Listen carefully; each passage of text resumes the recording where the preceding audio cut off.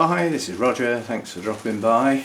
You're going to have to put up with the video, or maybe several in a row, with me not in them, because at the moment my back is painful enough that I'm not prepared to get dressed. Sticking feet down trouser leg holes, trying to put socks on, it's not on.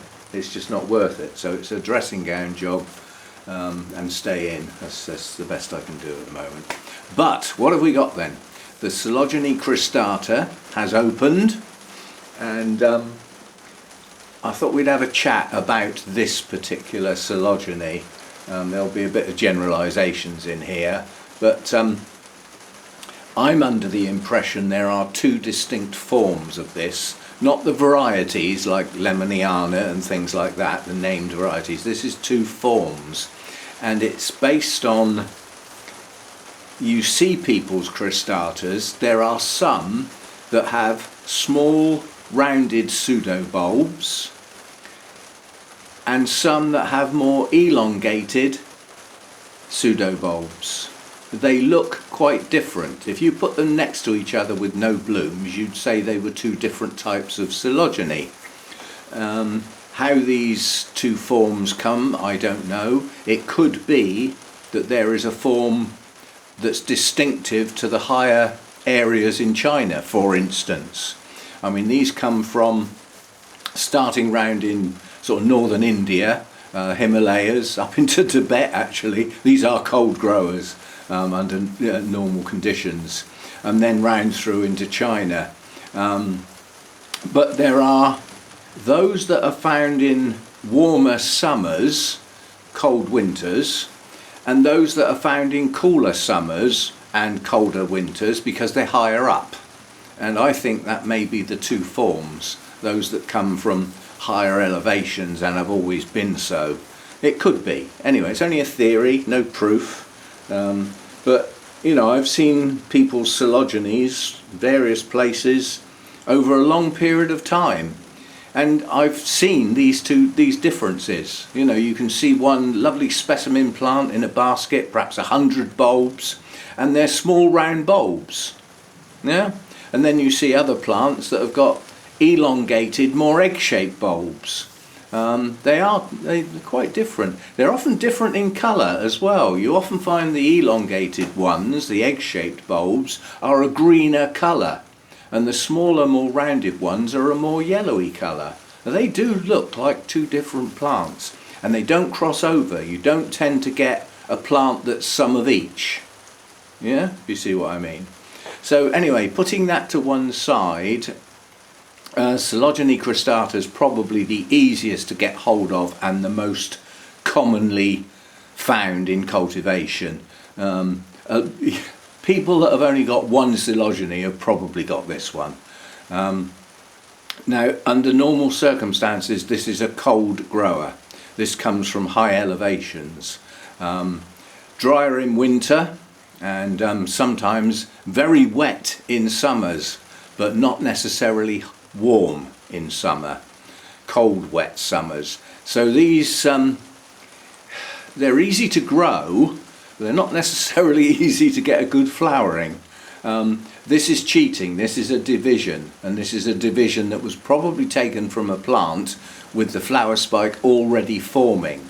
So this little plant hasn't made this flower spike. It's not blooming size. It's an undersized. So we may not see blooms on this again for a while, because I've now got to grow it on. And there you've got two distinct types of care. Are you growing on a small division to get a bigger plant? And if you are, then you should be feeding it pretty well, and if you keep it warmer in summer and can keep the humidity very high and keep it moist, you can feed it and it will grow. However, if you can't achieve that level of humidity, then you're better off, with heat I mean, you're better off not feeding it in summer, because it will stop growing. They don't like the heat. They can tolerate it, they don't like it. And if they're in a situation that they've got that heat and they don't like it, they'll shut down. So they just stop growing. And you need to stop feeding them during that time, otherwise you're liable to rot your roots. So the time to feed these is spring and autumn, when they're doing the majority of their growing. And if you're trying to grow a plant on, you can get away with it, you can carry on feeding in summer, but only if it's growing. If it decides to stop growing, then just stop feeding, and it'll restart growth in the autumn. Yeah. So they tend to bloom in spring, late winter, early spring. They only bloom once a year. And as far as I know, a bulb will only bloom once. They don't bloom on new bulbs. They bloom on older bulbs. So, you know, like in year 1, you've grown a nice big fat bulb. In year 2, that pushes out another nice big fat bulb. It's the one behind that's liable to produce the spike. So they bloom on the older bulbs. These look best grown into a large specimen plant. If you can manage to grow them in a basket, they will look brilliant when they come into flower, because as you can see, the spikes are pendulous. They start bolt upright and then as the weight of the blooms, you know, the buds swell up and the weight of the blooms come, they arch over, so they are pendulous. And you can get very multi-floral pendulous spikes as well, with quite a lot of blooms on, and they're heavy. So that's how they look their best.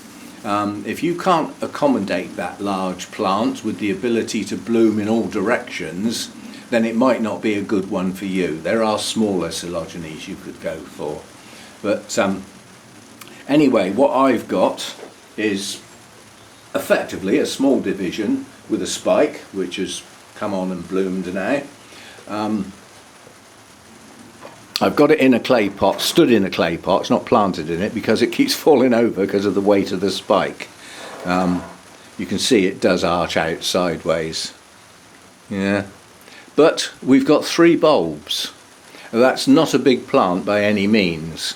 And the latest bulb is actually climbing and has no roots coming off of it yet. This bulb is likely to produce roots, but it hasn't done yet. So I need to get this in a bigger pot. Now these hate their roots being disturbed. They really don't like it. They can sulk for up to 2 years. They appear to be doing nothing. You know, and if they're sulking and they're not growing, they're not producing roots, leaves, bulbs or spikes, then you've got to go incredibly careful with watering and feeding, or you'll just kill it. So when they get into one of those sulky moods, they're difficult to look after. You will often get shriveled bulbs during a sulky phase, and if you try pumping water into them to plump them up, they're not really growing. So they might absorb some of that water and plump up a bit, but too much and you rot the roots. You've got to go ever so careful if they decide to sulk. So when I repot this, I won't repot it. I will lift it out of that pot and put it in a bigger one, angled over slightly so that this bulb is touching the media.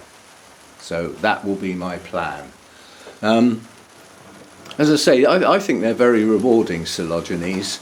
I'm just trying to see which will be the best bloom to do what I want to do next. Possibly that one. Because what I want to try and show you is the inside of a bloom.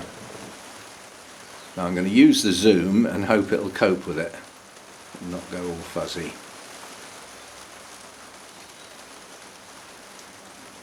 I'm going to have to adjust the height. Let me go in even closer. It's trying. I think that's pushed it a bit too far now, so we can back out a little bit and see what we can get it to do.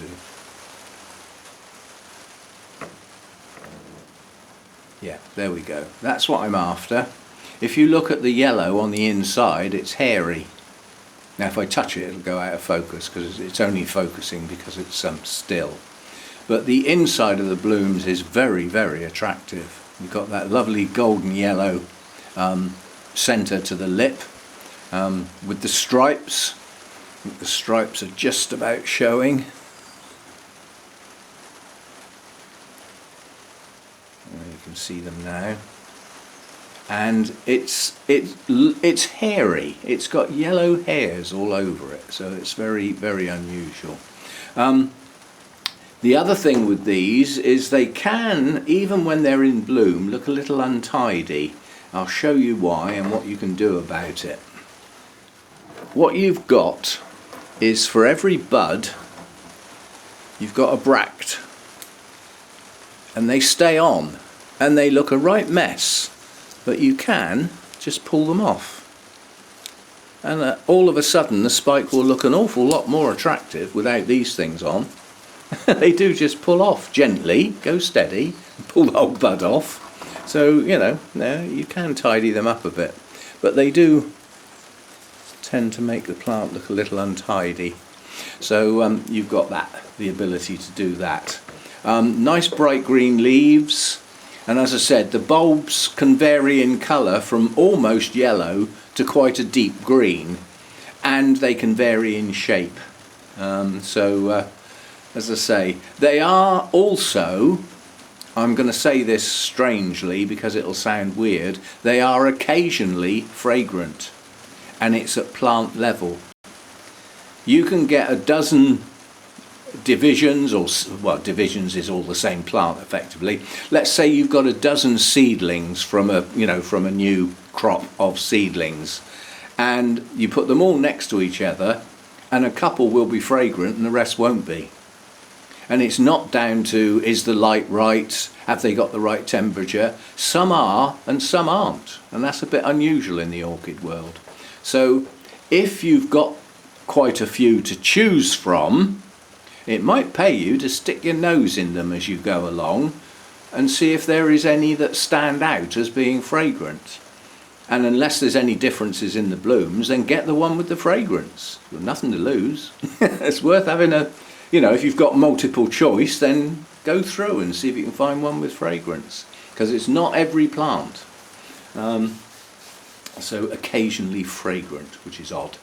Now, winter care for these in their natural environment, they would get quite cold, dryish winters. I won't say totally dry, but dryish. There's often mist and fog around because of the high temperatures and the moisture that's in the air. When the temperature drops, that's how you get your fog and your mist. And that can shut the light out as well, so they can be dull. But there are times when they can be found in very, very bright areas in the winter time. So they're cold, bright, and quite dry. So that would be a good way to think of trying to keep it. These can normally survive in a frost-free greenhouse in the UK, where it gets down quite close to freezing, but they would need to be on the dry side, quite dry, to survive that without losing their roots. That's not necessary, but it is also said, some say, that you need a good change in temperature to get these to be happy. So whatever temperature you can achieve in the summertime, your average, whatever, daytime temperature, say 24, 25, they could do with a good 10-degree drop for their winter period. You could call it a winter rest, if you think about it. Yeah, if they're not growing, they're not doing much, you're not feeding them and you're giving them very little water because they're not going to use it, that is a form of rest. I wouldn't say it's a true rest like some of the dendrobiums, but it's as near as damn it. So, you could think of them as having a winter rest when they're, just settling down and thinking about coming into flower. And to get these to flower sometimes can be difficult. Some people have got lovely large specimen plants with beautiful bulbs and beautiful leaves, and they don't bloom. And sometimes it's difficult to pinpoint the exact thing that's stopping a plant like that blooming. It's healthy, it's strong, it's put on new growths each year, and it just won't bloom. and others have got right scabby looking things with marks all over the leaves and shriveled pseudobulbs, and they're covered in flowers. So and if you ask people, they say, well, I don't know, mine just does. And others say, oh, I've done everything and I can't get mine to bloom. Or it blooms sporadically, or not very well for the size of the plant, you know. So there are some, you know, cons to growing this one, but there's a lot of pros as well. It's classed as one of the large whites. The blooms are very attractive, nice wavy petals and sepals, and that lovely gold colour showing through. So pretty good stuff. So as I say, it's sorry I'm not going to be in videos. I know people like to see me and have a chat and that sort of thing, but as I say, getting dressed is just too painful at the moment. I've got my back cream and it's working, but I'm still not prepared to take a risk and inflame something that seems to be on the mend. The cream is something you sort of rub in, and you know, it's absorbed in. It's a anti-inflammatory painkiller basically that gets right to the source. It's for joints, back pain, knee joints, tennis elbow, all the sorts of things where the pain is in, not on. If you know, it's a strange way of describing things. You know, if you've got a knee joint pain, the pain is inside your knee somewhere. It's not on the surface. It's not like you've bumped it, you know. So it's specifically designed for that sort of thing. And I used it for the first time yesterday afternoon when I got it, when it arrived. Unfortunately, it's a 12-hour cycle.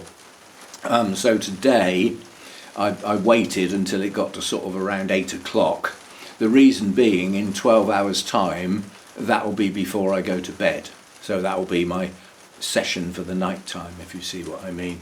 But certainly today it's eased off a bit, but I'm not prepared to risk it. This has just been too painful, so we're not having none of that. So we're just going to carry on doing as little as possible and see how we get on. It's annoying because I've got things I really need to get on with, and I just don't want to take the risk. So they'll have to wait, and so be it. You know, I'm supposed to be posting off to bonsai trees, but you know, the thought of getting them out of their pots and wrapping them, and you know, getting a box sorted out, and then having to get in the car to go to the post office, it's just putting me off at the moment. And I've got till tomorrow. If I don't get that done tomorrow, then it's not going to get done this week, because I don't want the risk of it sat in the post office over the weekend. So I know they say it doesn't, but you know, what they say and what actually happens are not necessarily the same things. You pay for next day delivery, and sometimes you don't get it, and there's no refunds or, you know, compensation for something that should have got there the next day and didn't. So it's not worth the risk.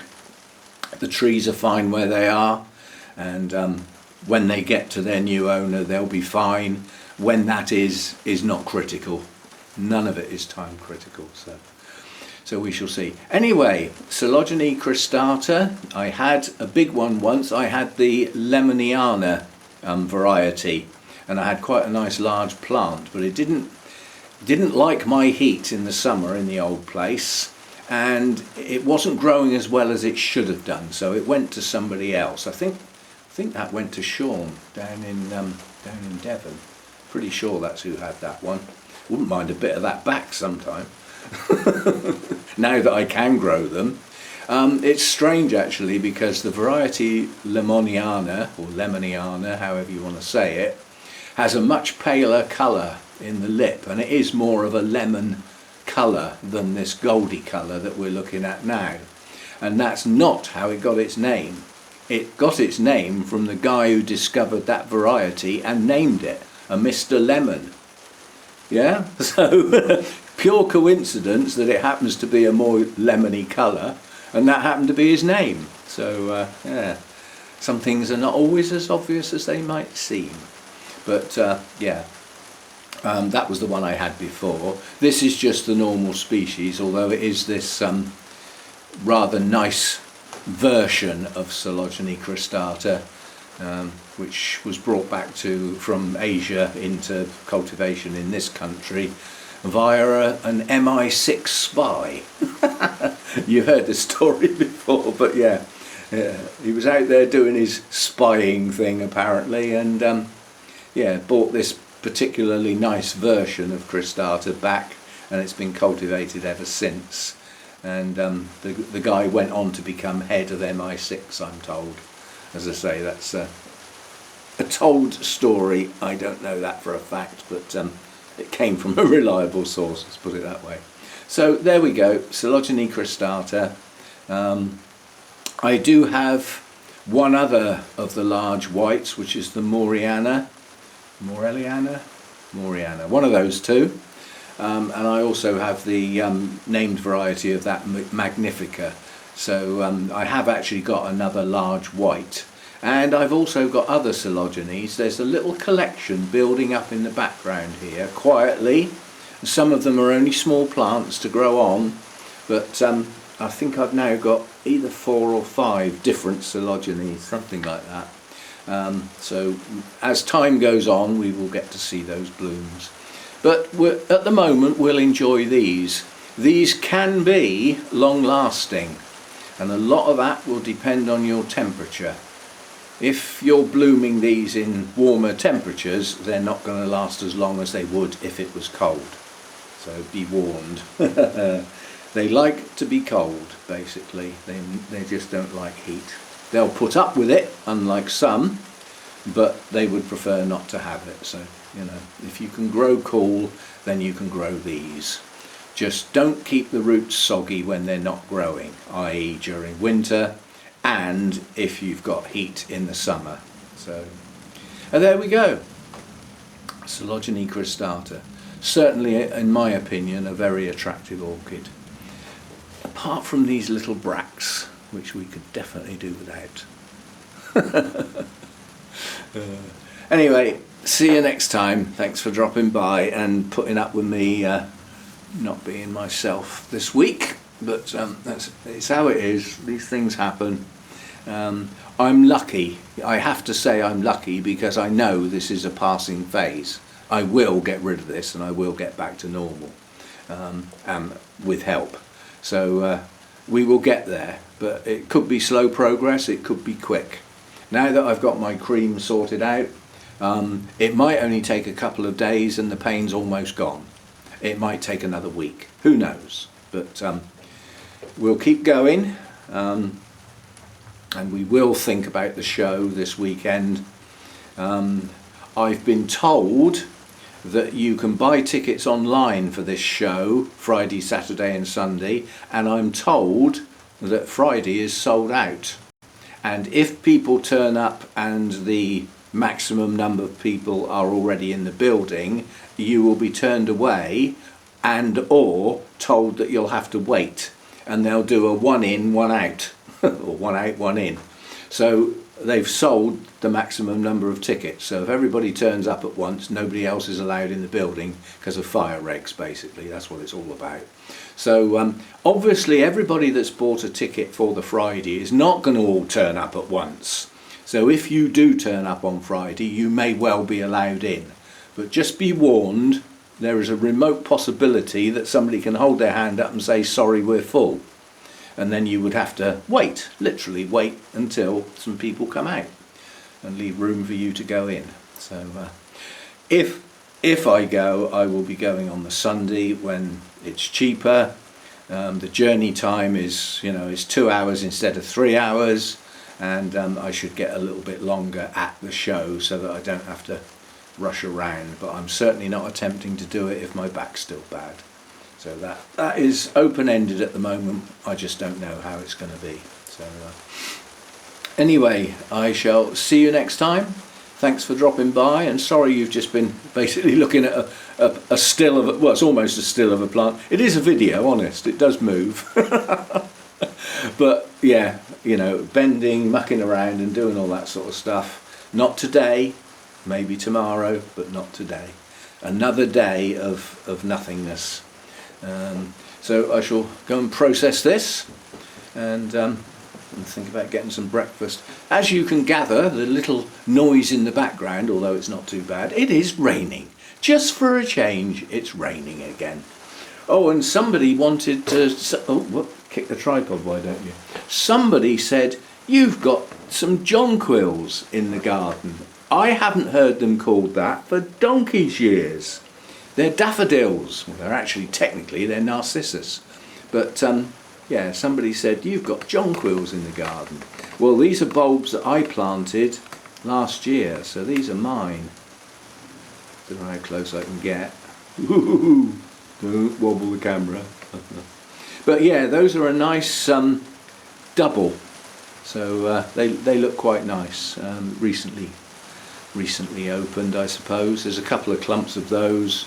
There's some single ones, the bulbs that I planted, and yeah, the planted border, this area, is starting to fill up a bit now. You know, we're starting to get quite a few more things coming into bloom as the time goes on. So anyway, that's supposed to be on the gardening channel. See you next time. Thanks for dropping by.